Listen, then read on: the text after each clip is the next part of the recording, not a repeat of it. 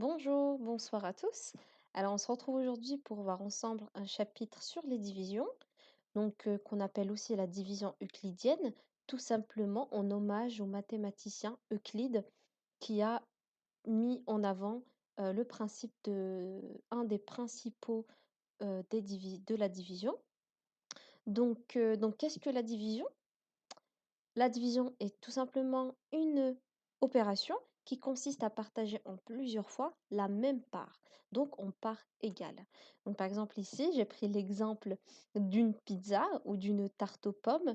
J'ai pris des formes circulaires, mais voilà, je me suis dit quand on a une pizza, c'est ce qu'on signifie ici par la même part. Donc nous avons une seule part de pizza qu'on souhaiterait diviser en plusieurs parts égales, donc notamment ici en 8 parts de pizza ou en 8 parts de tarte. Généralement, on aimerait bien que toutes les parts soient égales pour que ce soit équitable. J'ai pris l'exemple de la pizza, l'exemple de la tarte. Donc ici, j'ai tout simplement repris la forme circulaire que j'ai divisée en 8. Donc j'essaie de faire des parts égales. Donc voilà, donc couper une tarte ou une pizza en 8 parts égales.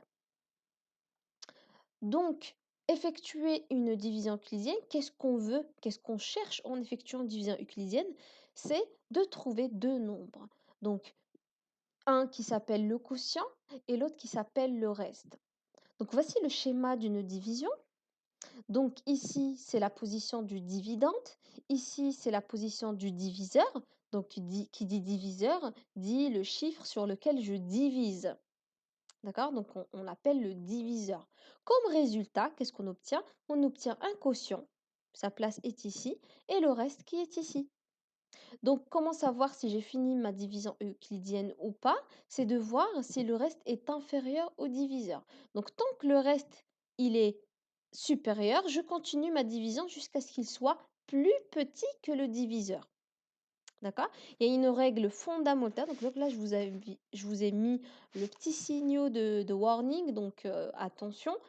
Il faut aussi vérifier. Donc, le diviseur, il ne doit jamais être égal à 0. Donc, nous n'avons pas le droit en mathématiques de diviser par 0. Donc, on ne peut pas diviser quelque chose par 0. C'est une opération complètement interdite. On va commencer par un petit exemple d'une division. Donc, j'ai pris l'exemple de 1237 divisé par 51.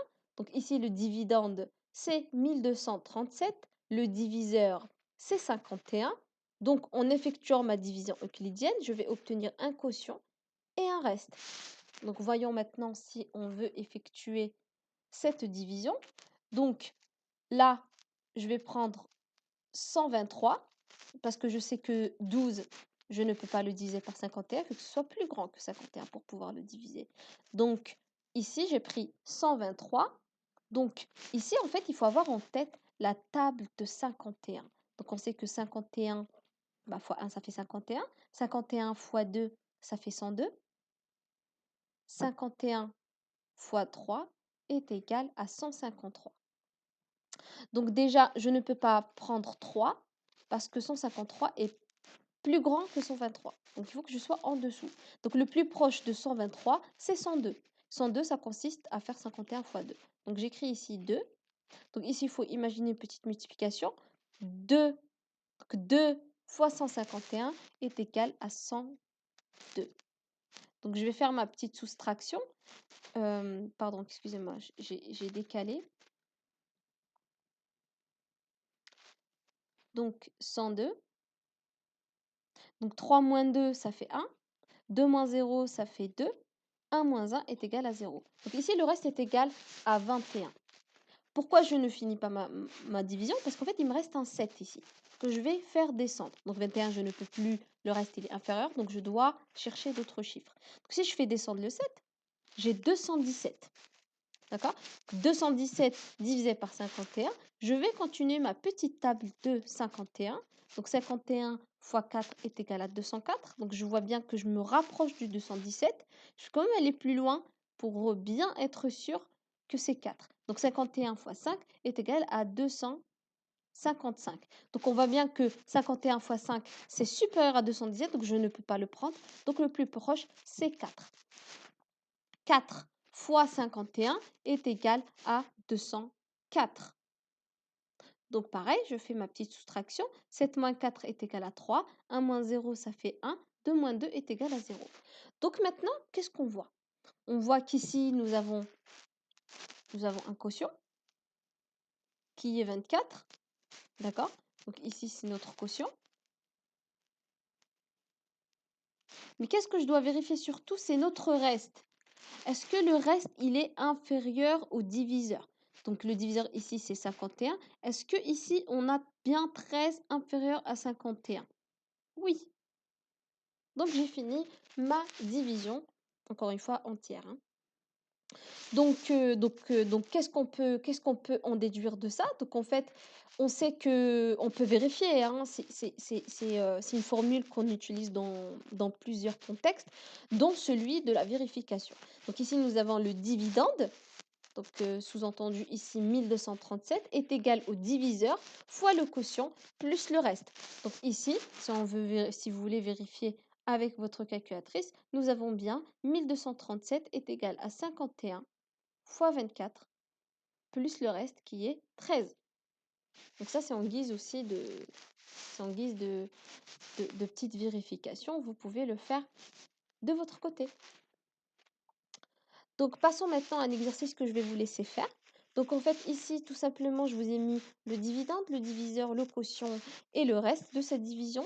Donc je vous laisse la faire en entier, donc faire entièrement la division et vérifier si vraiment vous avez les bons nombres. Donc premièrement vous allez positionner où est le dividende, où est le diviseur. Donc je vous ai mis juste le schéma. Donc vous les positionnez, ensuite vous faites la division et vous me dites donc si vous obtenez bien le bon quotient et le bon reste, bien évidemment, vous positionnez bien le reste à sa place et le quotient à sa place.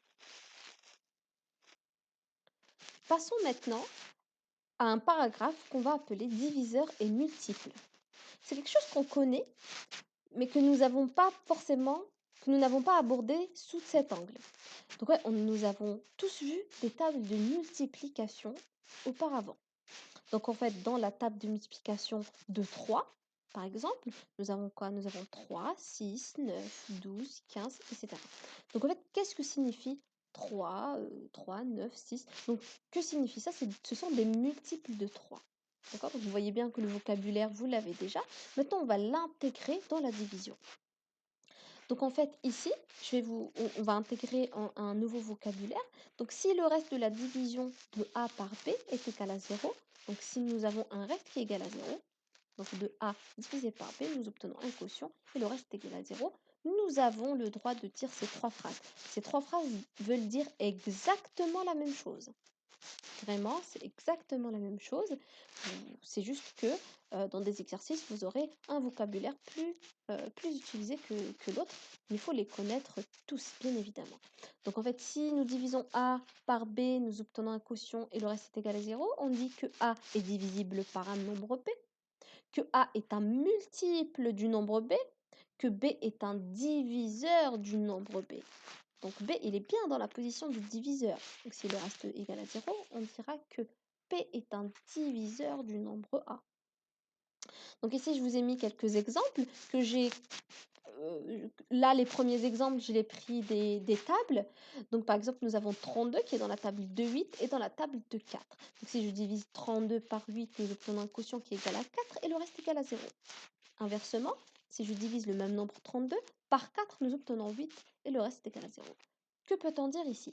Nous pouvons dire que 32 est un multiple de 8 et de 4, que 32 est divisible par 8 et par 4, que 8 et 4 sont des diviseurs de 32.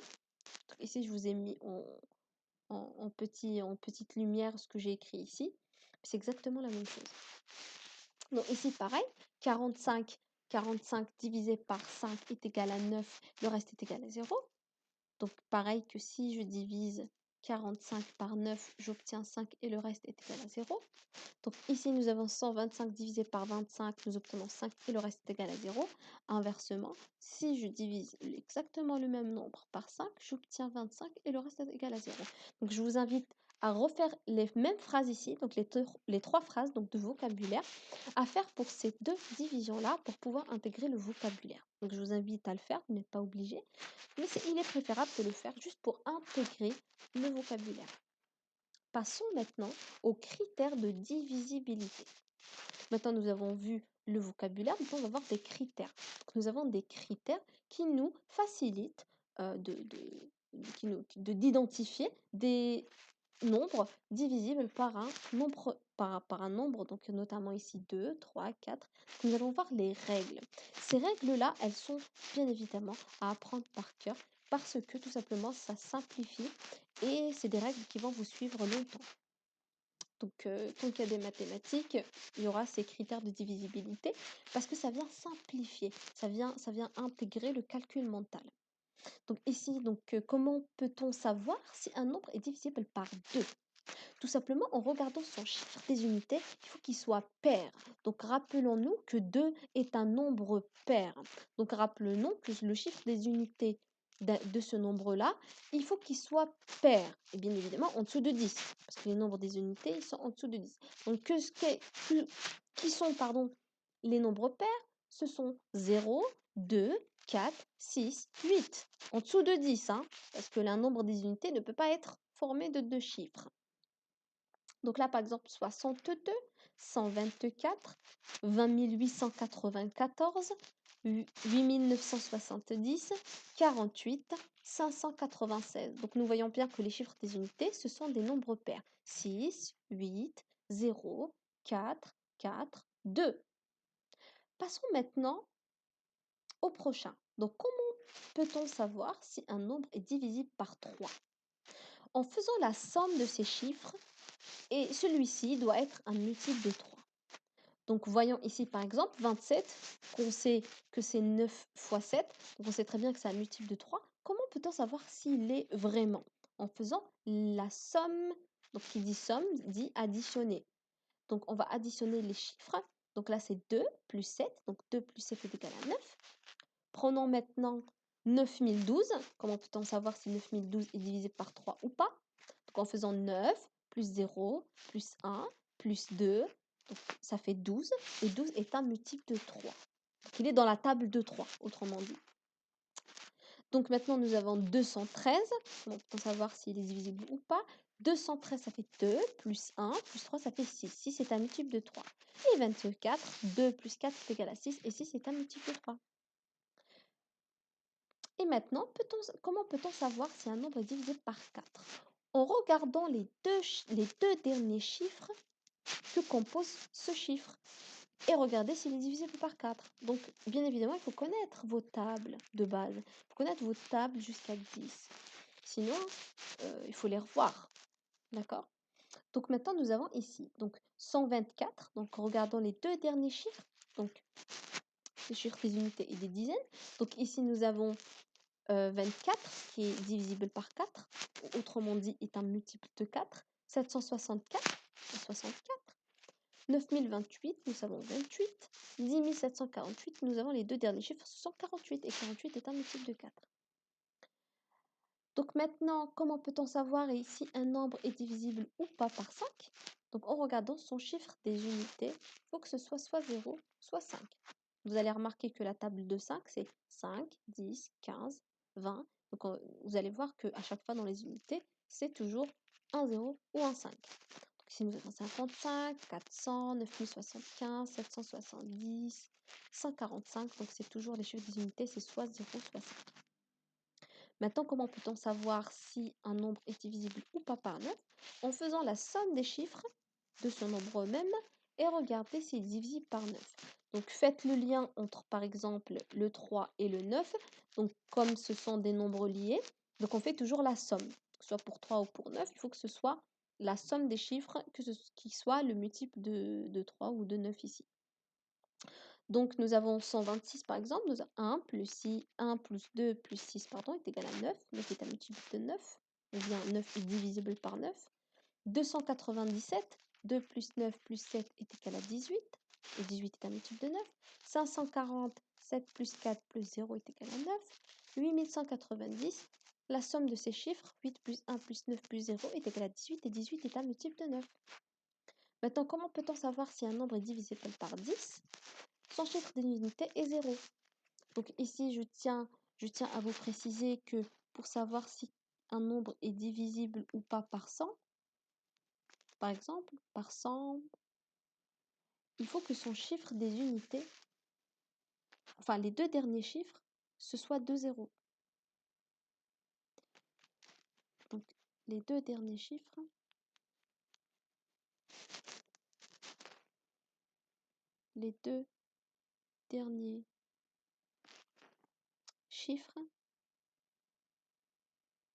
ce soit un double zéro. Vous regardez le nombre de zéros ici, et ça sera la même chose.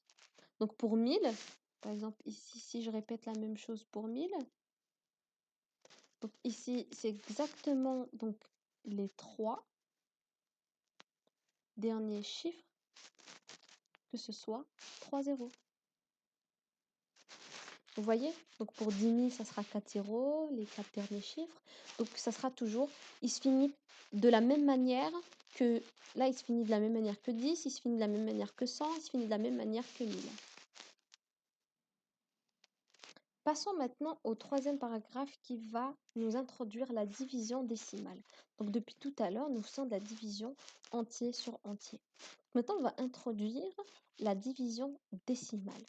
Donc la division décimale d'un nombre décimal, donc qui dit un nombre décimal, ça veut dire que c'est un nombre à virgule, une partie entière et une partie décimale. Donc là, si je vais effectuer la division décimale d'un nombre décimal A par un nombre décimal B, bien évidemment qui est différent de 0 parce que nous n'avons pas le droit de diviser par 0, c'est de trouver toujours le quotient, tel que A est égal au quotient fois B, et le quotient est égal bien évidemment à A divisé par B. Donc ici, vous voyez bien qu'il n'y a pas la notion de reste. Donc nous ne considérons pas le reste. D'accord? Vous allez voir comment. Il y a deux cas de figure. Donc le cas de figure où le reste est égal à 0. Donc, nous avons deux exemples pour voir comment c'est. Donc si le reste est égal à 0, on obtient la valeur décimale exacte du quotient. D'accord? Nous allons effectuer cette division et vous allez voir par vous-même. Donc là, 11 divisé par 4, nous avons 2. Donc dans la table de 4, le plus proche c'est 8. Et 12 il est plus grand, donc on ne peut pas. Donc 2 fois 4 est égal à 8. 11 moins 8 est égal à 3. D'accord? Donc vous allez remarquer maintenant qu'on va devoir dépasser la virgule. Donc la virgule là. Donc je vais devoir aller piocher dans la partie décimale. Dès que je commence à piocher dans la partie décimale, qu'est-ce qui va se passer? Donc dès que je dépasse la virgule, bah en fait, il va se passer quelque chose, c'est que je vais être amenée à mettre une virgule ici. Donc si ça peut vous aider, donc les deux virgules sont liées. Je dépasse celle-ci, je dois en mettre une. Donc dès que je dépasse celle-ci, je dépasse par là, je dois en mettre une ici. D'accord? Donc ici, je vais faire descendre le 0. Vu que j'ai dépassé, maintenant j'ai mis une petite virgule ici. Maintenant j'ai 30. 30 divisé par 4, le multiple de 4 le plus proche c'est 28. 28 c'est 7 fois 4. Donc 7 fois 4 est égal à 28. 30 moins 28 est égal à 2. D'accord? Donc maintenant, je vais faire descendre 4. J'utilise ces petits pointillés juste pour ne pas décaler mes chiffres. Donc maintenant, nous avons 24. 24 divisé par 4 est égal à 6. 6 fois 4 est égal à 24. Et 24 moins 24 est égal à 0. Donc là, le reste est égal à 0. Donc, quand c'est comme ça, il va se passer quoi? Donc, en fait, non seulement 2,76, on va l'appeler comment? On va l'appeler la valeur décimale exacte du quotient. Et on va respecter notre formule de tout à l'heure, vu que maintenant le reste est égal à 0. Donc, 11,04 est égal à 4 fois 2,76. Faisons un deuxième exemple pour pouvoir bien voir cette règle-là. Donc là, nous avons 13,45 divisé par 5. Nous avons 13 divisé par 5, donc le multiple de 5 le plus proche, c'est 10. 10, c'est 2 fois 5. 2 fois 5 est égal à 10. Je fais la soustraction. 13 moins 10, ça fait 3. Donc pareil, là, je vais devoir dépasser cette virgule. Donc qu'est-ce qui va se passer? Je vais en mettre une ici. Dès que je vais devoir dépasser, j'en mets une ici. Je ne me pose pas beaucoup de questions. Donc ici, donc je vais devoir dépasser. Donc je vais aller piocher dans la virgule. Donc dès que je commence à piocher dans la virgule, j'en mets une dans le quotient. Donc ici, je fais descendre le 4. Ici, j'ai 34. 34 divisé par 5. Le multiple de 5 le plus proche, c'est 30. 30 est égal à 6 fois 5.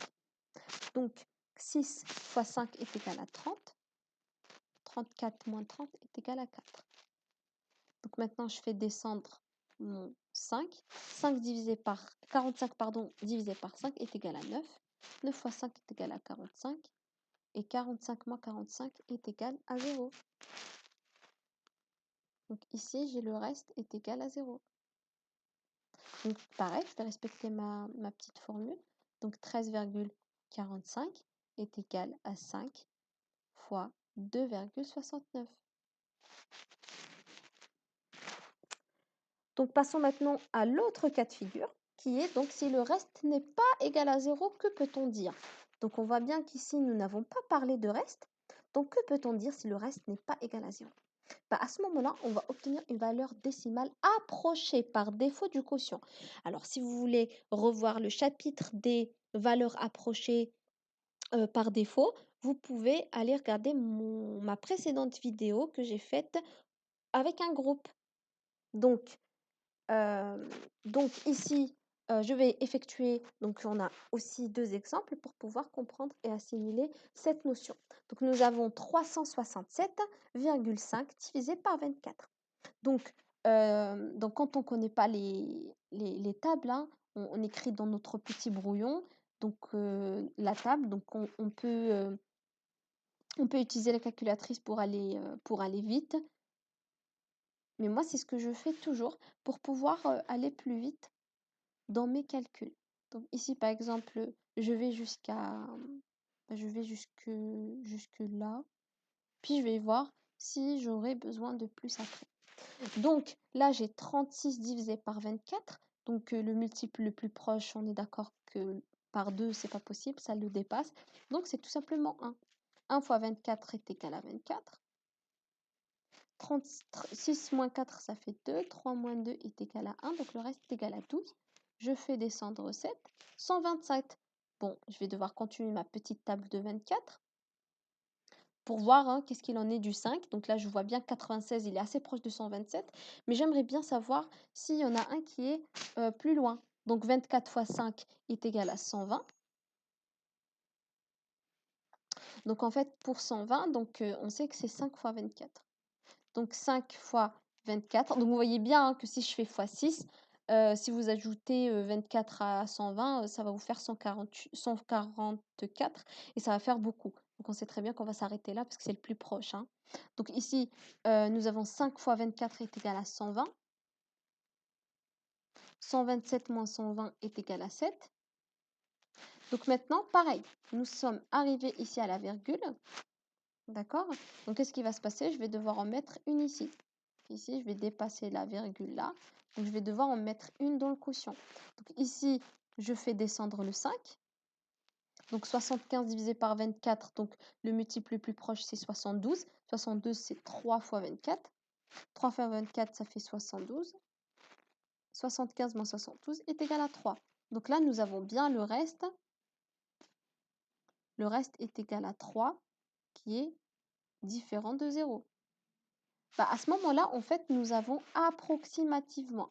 Donc, nous avons 367,5 est égal, justement, on ne va pas faire égal, on va faire, c'est une valeur approchée, 24 fois 15,3.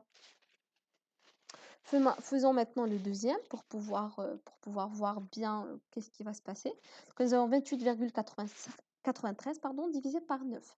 Donc là, nous avons 28. Nous avons bien évidemment la tête de 9, la table de 9 pardon, dans la tête. Donc 28 fois 9.